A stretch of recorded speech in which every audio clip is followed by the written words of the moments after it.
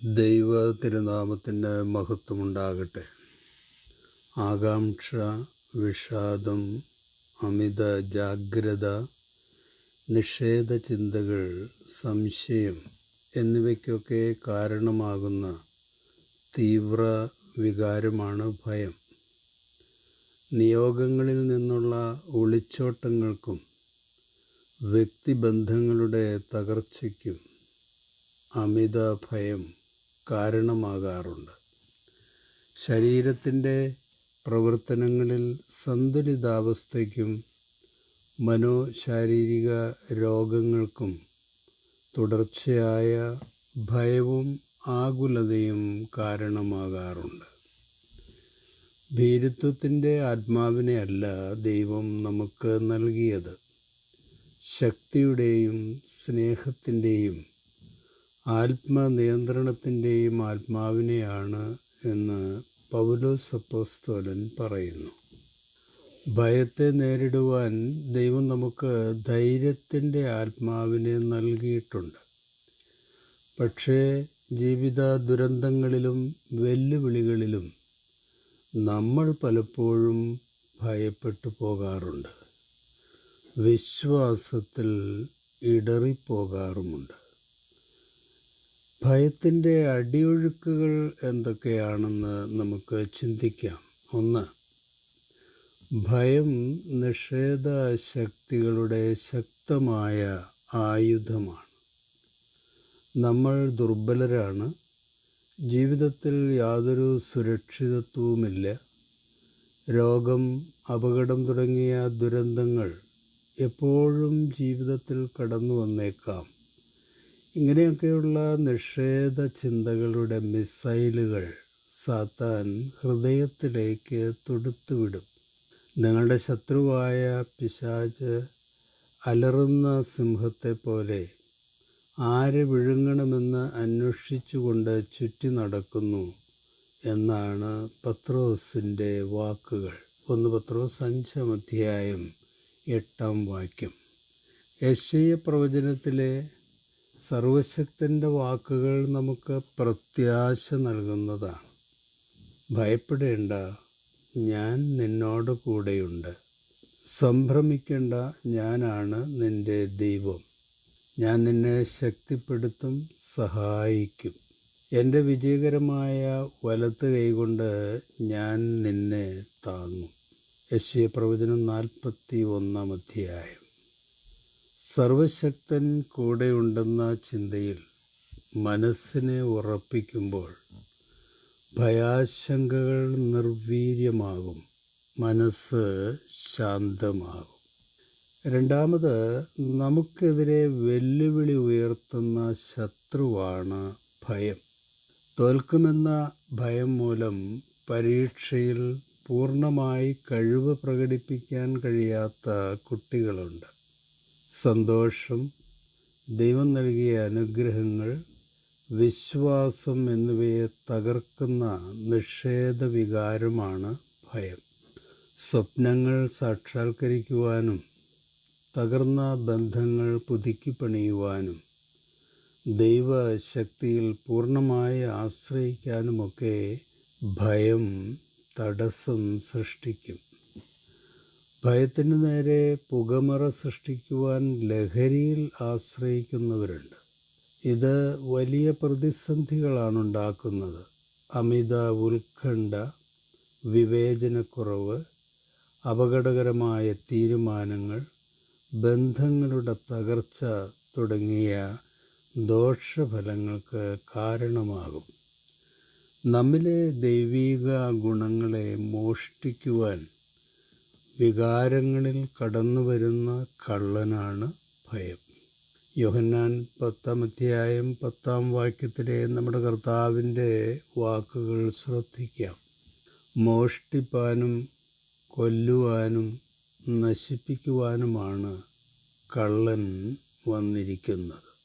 ഞാൻ വന്നിരിക്കുന്നത് അവർക്ക് ജീവനുണ്ടാകാനും അത് സമർത്ഥമായി ഉണ്ടാകുവാനുമാണ്. 3.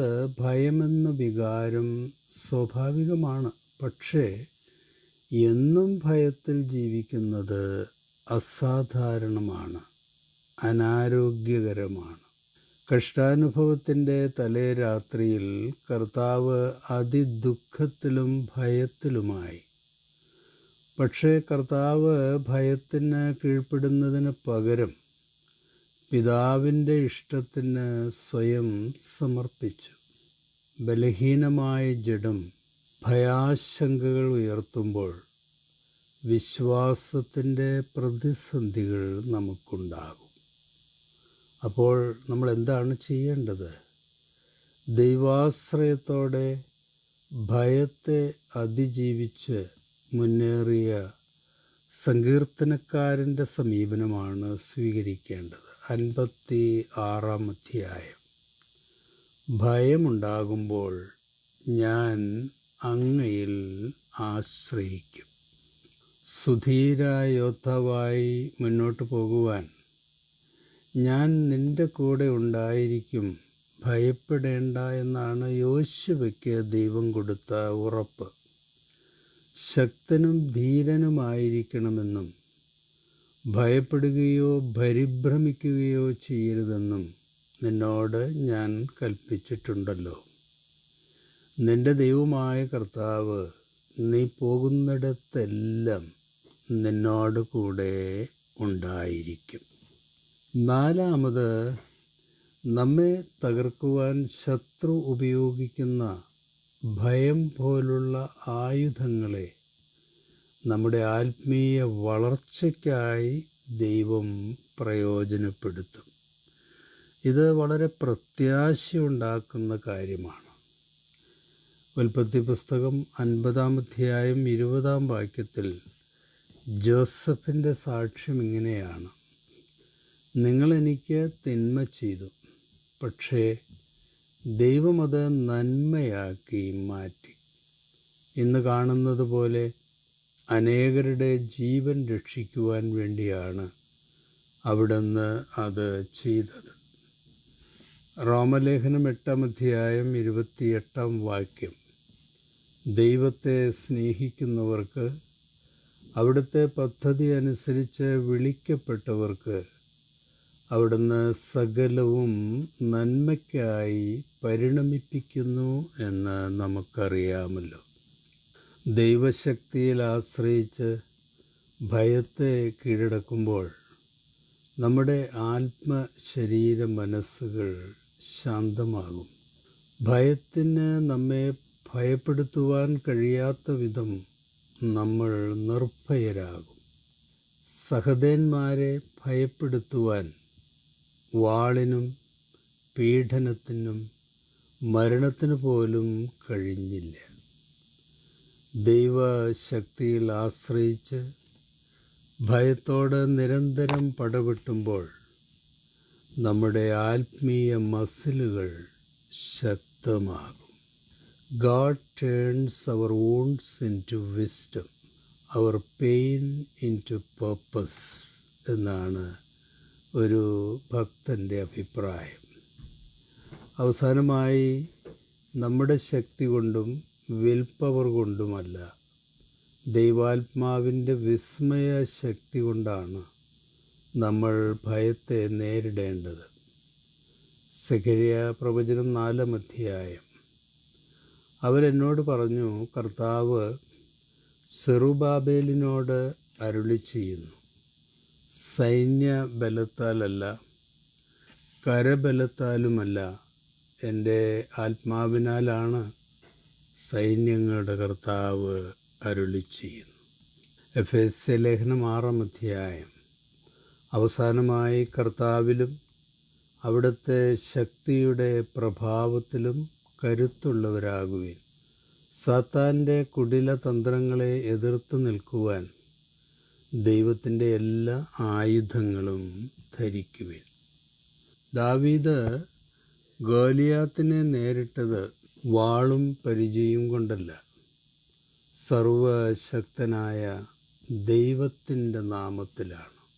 ജഡീക കണ്ണുകൾ കൊണ്ട് കാണുമ്പോൾ ഭയം വളരെ വലുതായി ഭീകരനായി നമുക്ക് തോന്നും. എന്നാൽ വിശ്വാസക്കണ്ണാൽ ഭയത്തെ നോക്കുമ്പോൾ ഭയത്തേക്കാൾ ദൈവം വലുതാണെന്ന് മനസ്സിലാക്കുവാൻ കഴിയും. സ്വന്തം ശക്തിയിൽ ആശ്രയിക്കുന്നതിന് പകരം നമ്മെയും സകലത്തെയും ദൈവത്തിന് സറണ്ടർ ചെയ്യുമ്പോൾ ശക്തനാക്കുന്നവൻ മുഖാന്തരം നമ്മൾ ശക്തരാകും. ഭയം ദുർബല വികാരമായി കെട്ടടങ്ങും. ഭയം മനസ്സിൻ്റെ വാതിൽക്കൽ വന്ന് മുട്ടും. നമ്മൾ വാതിൽ തുറക്കേണ്ടതില്ല. ഭയത്തെ നമ്മുടെ ശക്തി കൊണ്ടല്ല, ദൈവത്തിൻ്റെ വചനവും ദൈവ സാന്നിധ്യവും ദൈവാത്മാവും കൊണ്ടാണ് നമ്മൾ നേരിടേണ്ടത്. അപ്പോൾ നമ്മൾ നിർഭയരാകും. സാരമില്ല, എനിക്കൊരു ഭയവുമില്ലെന്ന് പാട്ടുകാരൻ പാടിയതുപോലെ നമ്മൾ ശക്തരായി മുന്നേറും. 91-ാം സങ്കീർത്തനം. അവിടുന്ന് നിന്നെ വേട്ടക്കാരൻ്റെ കെണിയിൽ നിന്നും മാരകമായ മഹാമാരിയിൽ നിന്നും രക്ഷിക്കും. തൻ്റെ തൂവലുകൾ കൊണ്ട് അവിടുന്ന് നിന്നെ മറച്ചുകൊള്ളും.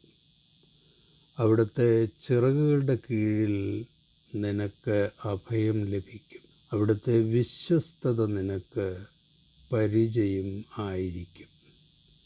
രാത്രിയിലെ ഭീകരതയെയും പകൽ പറക്കുന്ന അസ്ത്രത്തെയും നീ ഭയപ്പെടേണ്ട.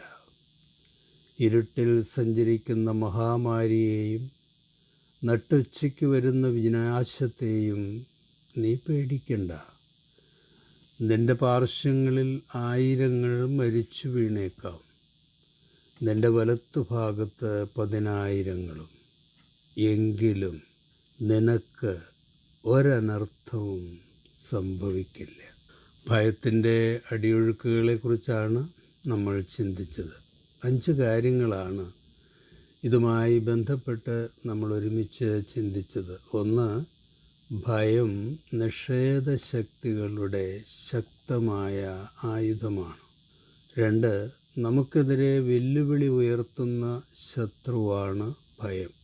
3, ഭയമെന്ന വികാരം സ്വാഭാവികമാണ്, പക്ഷേ എന്നും ഭയത്തിൽ ജീവിക്കുന്നത് അസാധാരണമാണ്, അനാരോഗ്യകരമാണ്. 4, നമ്മെ തകർക്കുവാൻ ശത്രു ഉപയോഗിക്കുന്ന ഭയം പോലുള്ള ആയുധങ്ങളെ നമ്മുടെ ആത്മീയ വളർച്ചയ്ക്കായി ദൈവം പ്രയോജനപ്പെടുത്തും. 5, നമ്മുടെ ശക്തി കൊണ്ടും വിൽ പവർ കൊണ്ടും അല്ല, ദൈവാത്മാവിൻ്റെ വിസ്മയ ശക്തി കൊണ്ടാണ് നമ്മൾ ഭയത്തെ നേരിടേണ്ടത്. ദൈവമേ, ശക്തിയുടെയും സ്നേഹത്തിൻ്റെയും സുബോധത്തിൻ്റെയും ആത്മാവിനെ ഞങ്ങൾക്ക് നൽകിയതിനായി സ്തോത്രം. ശത്രുവിൻ്റെ ആയുധമാണ് ഭയം എന്ന തിരിച്ചറിവ് എപ്പോഴും ഞങ്ങൾക്ക് നൽകണമേ. സർവശക്തനായ അവിടുന്ന് ഞങ്ങളോടൊപ്പം ഉള്ളതിനാൽ സധൈര്യം ഭയത്തെ ഞങ്ങൾ നേരിടും. ഭയത്തിൽ ജീവിക്കാതെ വിശ്വാസത്തിൽ ജീവിക്കുവാൻ ഞങ്ങളുടെ ചിന്തകളെയും മനോഭാവങ്ങളെയും വികാരങ്ങളെയും റീസെറ്റ് ചെയ്ത് സജ്ജീകരിക്കണമേ. പ്രതിസന്ധികളുടെ കൊടുങ്കാറ്റും തിരമാലകളും അതിജീവിച്ച് മുന്നേറുവാൻ ക്രിസ്തുവിൻ്റെ വിശുദ്ധാത്മാവിനെ ഞങ്ങളിലെന്നും സ്ഥിരപ്പെടുത്തണമേ എന്ന് ക്രിസ്തുയേശുവിൻ്റെ അതിവിസ്മയ നാമത്തിൽ അപേക്ഷിക്കുന്നു. കൃപയോടെ കേൾക്കണമേ. ആമേൻ. ശുഭാശംസകളോടെ എ. പി. ജോർജച്ചൻ.